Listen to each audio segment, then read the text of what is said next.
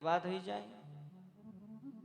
જે શુદ્ધ ભાવથી ગૌ માતાની સેવા કરે છે એને એ પરમ તત્વની પ્રાપ્તિ થાય છે. અને અત્યારે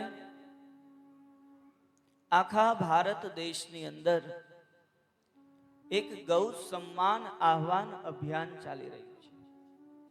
હું આજે આપણી આ કથાના માધ્યમથી તમને બધાને કહેવા માંગુ છું, આખા કચ્છ પ્રદેશને કહેવા માંગુ છું અને ગુજરાતના તમામ લોકોને કહેવા માંગુ છું કે ભારતના સંત સમાજ દ્વારા, ભારત ભૂમિના ભજનાનંદી જીવન મુક્ત મહાપુરુષો દ્વારા અત્યારે આખા દેશની અંદર ગૌ માતાની સેવા થાય, ગૌ માતાની સુરક્ષા વધે, ગૌ માતાને યોગ્ય દરજ્જો પ્રાપ્ત થાય અને યોગ્ય સન્માન પ્રાપ્ત થાય, એની માટે ભારતના સંતો દ્વારા ગૌ સન્માન આહવાન અભિયાન ચાલી રહ્યું છે. આ અભિયાનમાં કોઈ રાજનીતિ પાર્ટી નથી, આ અભિયાનની અંદર કોઈ સંગઠન નથી, આ અભિયાન કોઈ સંપ્રદાયનું પણ નથી. આ અભિયાનના પ્રમુખ સ્થાન ઉપર જગતજનની ગૌ માતા છે, નંદી બાબા છે અને નિમિત્ત બની અને ભારત ભૂમિનો પવિત્ર સંત સમાજ આ અભિયાનને માર્ગદર્શન આપે છે. તો આપણે શું કરવાનું છે? આવનાર 27 તારીખે 27 જુલાઈએ ભારત વર્ષના તમામ જિલ્લાની અંદર કલેક્ટર સાહેબને કલેક્ટર કચેરીએ એક પ્રાર્થના પત્ર અર્પણ કરવાનું છે. અને પ્રાર્થના પત્ર, આ અભિયાન કોઈ આંદોલન નથી, આમાં કોઈનો વિરોધ નથી, કોઈ હિંસા નથી, કોઈ ઉગ્ર સૂત્રોચ્ચાર નથી. માત્ર ભારતના સંતની હૃદયની વેદના છે કે આઝાદીના આટલા વર્ષો પછી પણ આ ભૂમિની અંદર ગૌ હત્યા થાય છે. આ એ જ પવિત્ર ભૂમિ છે જ્યાં ભગવાન રામ પ્રગટ થયા, આ એ જ પવિત્ર ભૂમિ છે જ્યાં ભગવાન કૃષ્ણ પ્રગટ થયા, આ એ જ પવિત્ર ભૂમિ છે જ્યાં અનેક ભજનાનંદી મહાપુરુષો પ્રગટ થયા. પણ આઝાદીના આટલા વર્ષો પછી આ ભૂમિની અંદર ગૌ હત્યા થાય છે. હિન્દુના દીકરા તરીકે, એક હિન્દુ તરીકે આપણી માટે આનાથી મોટું બીજું કલંક એ હોઈ શકે નહીં.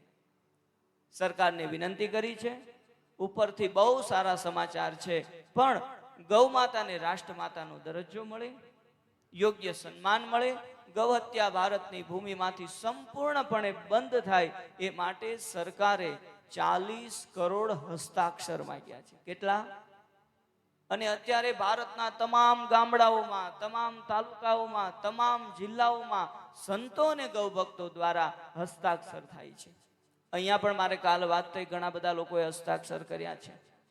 27 એપ્રિલે પહેલું ચરણ હતું ગૌ સન્માન આહવાન અભિયાનનું. ત્યારે આપણા દેશના યશસ્વી પ્રધાનમંત્રી પાસે આખા દેશમાંથી 5.25 કરોડ હસ્તાક્ષર પહોંચી ગયા છે. અને બીજું ચરણ આવનારી 27 જુલાઈએ છે.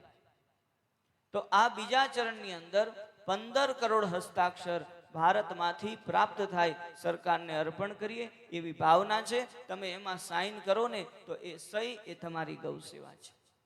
ગૌ સન્માન આહવાન અભિયાનની એ પ્રાર્થના પત્રની રેલીની અંદર તમે જાઓ, એ તમારું તપ છે. કારણ કે આઝાદીના બહુ આ ગૌ સન્માન પ્રાપ્ત થાય ગૌ માતાને, એની માટે બહુ આંદોલનો થયા. મંગલ પાંડેએ સૌથી પહેલા આંદોલન કર્યું હતું. મહાત્મા ગાંધીજીની પણ પ્રબળ ઈચ્છા હતી કે ભારતની ભૂમિ ગૌ હત્યાના કલંકથી મુક્ત થાય. અરે સંત સમાજમાં જેનું સર્વોચ્ચ સ્થાન હતું એવા કરપાત્રીજી મહારાજની પણ બહુ ઈચ્છા હતી કે ભારતની ભૂમિ ગૌ હત્યાના કલંકથી મુક્ત થાય. પણ આઝાદીના આટલા વર્ષો સુધી માત્ર ગૌ સેવા, સુરક્ષા અને સન્માનની વાતો થઈ છે. પણ હવે સમય આવ્યો છે. દરેક સનાતની માટે સમય છે, દરેક હિન્દુઓ માટે સમય છે. જેને જીવનમાં માના દૂધ પછી ગાયનું દૂધ પીધું છે એવા દરેક વ્યક્તિને ગૌ માતાનું ઋણ ચૂકવવાનો સમય છે. એટલે 27 જુલાઈએ અહીંયા આપના વિસ્તારમાં પણ જ્યાં કલેક્ટર કચેરીએ પ્રાર્થના પત્ર અર્પણ કરવા જે લોકોને અનુકૂળતા હોય એ અવશ્ય જોડાય. એક દિવસ ગૌ માતા માટે આપણો સમય કાઢીએ. અને અમારા ભાવનગરની અંદર પણ સંતોના સાનિધ્યમાં, સંતોના માર્ગદર્શનની અંદર એક ખૂબ વિશાળ મૌન યાત્રાનું આયોજન કર્યું છે. સવારે 8 કલાકે અતિ પ્રાચીન ભાવનગરના જસોનાથ મહાદેવના સાનિધ્યમાં સવારે 8 થી 9:15 કલાક સુધી વિજય મંત્રનું ગાન કરવાના છે.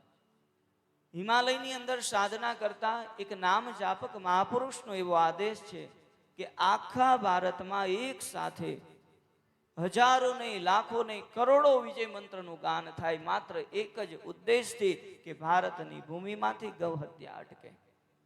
અને એટલા માટે આવનાર 27 જુલાઈએ આખા ભારતના એક સાથે સવારે 8 વાગ્યાથી 9:15 કલાક સુધી વિજય મંત્રનું ગાન થશે.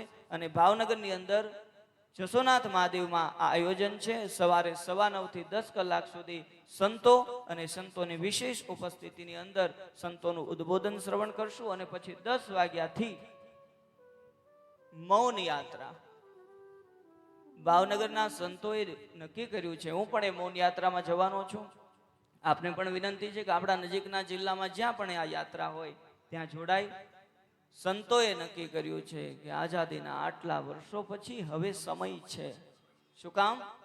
હવે એવું દેખાઈ રહ્યું છે કે ગૌ માતાને રાષ્ટ્ર માતાનો દરજ્જો મળી શકે છે.